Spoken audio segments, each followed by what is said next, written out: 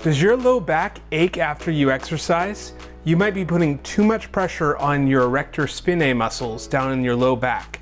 I'm going to show you 3 exercises you can do to help redistribute some of that pressure to other muscles to take the pressure off your low back. Let's get started. Now, for all these exercises we're doing today, you're going to want to do at least 10 reps of each exercise. So the first exercise we're going to do is a side plank. And we're specifically going to be doing it in a way to target the transverse abdominis. That's a belt of muscle that runs around your midsection. So to do that, we're going to go into a side plank position, and from here, you're going to bring your belly button in towards your spine, breathing all the air out of your lungs as you push up towards the ceiling. So for the next exercise, what we're going to work on is actually stacking the upper spine over the lower spine. So we're going to be working up in the rib cage area.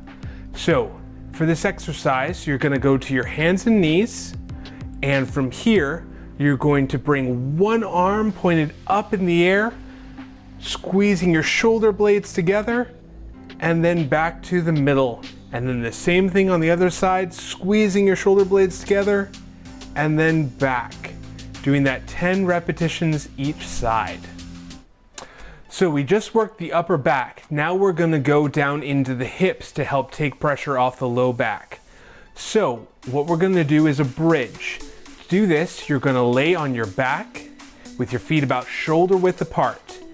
From here, you're gonna push down with your heels, bringing your hips up to your knee height, and then back down to the ground all the way.